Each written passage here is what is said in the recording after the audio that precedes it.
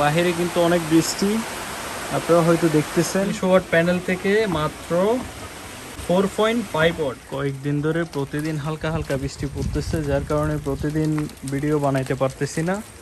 তো আজকে বৃষ্টির মধ্যে ভিজে ভিজে আপনাদের জন্য একটা ভিডিও বানাইতে আসলাম। এই যে এই দুইটা হচ্ছে আমার সোলার প্যানেল, আপনারা অনেকে দেখছেন। তো এখন বর্তমানে বৃষ্টি পড়তেছে রানিং। তো এই বৃষ্টির মধ্যে আমি কীরকম আউটপুট পাচ্ছি, টোটালি ডিরেক্ট বৃষ্টির মধ্যে কীরকম আউটপুট পাচ্ছি এটা নিয়ে আপনাদেরকে একটা ভিডিও দিচ্ছি।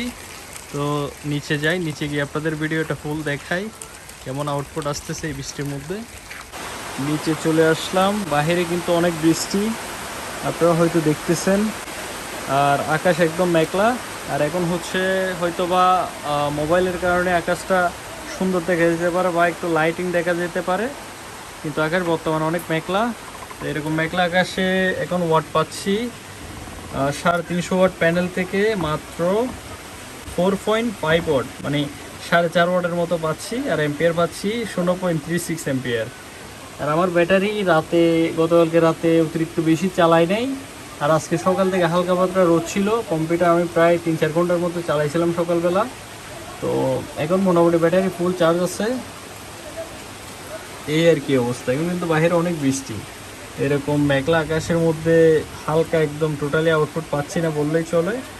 কারণ আপনারা জানেন সোলার প্যানেল হচ্ছে সূর্য একদম প্রপার যদি সূর্য থাকে তবেই ফুল আউটপুট দিতে পারে, আর সূর্য যদি না থাকে তাহলে তেমন আউটপুট দেয় না। এমনি হালকা যদি আকাশ আলো থাকে তাও হালকা পাতলা আউটপুট দেয়, এই আর কি বিষয়। 3টা প্যানেল থেকে আমি পাচ্ছি মাত্র 4 ওয়াট 4.5 ওয়াট এরকম আর কি। আপনাদের কার কী অবস্থা অবশ্যই কমেন্ট করে জানাবেন। আমাদের এদিকে এখন প্রায় গত কয়েকদিন যাবৎ প্রত্যেক দিন এত পরিমাণে যে বৃষ্টি পড়তেছে, যার কারণে প্রতিনিয়ত আউটডোরে কন্টেন্টগুলো তৈরি করতে পারতেছি না।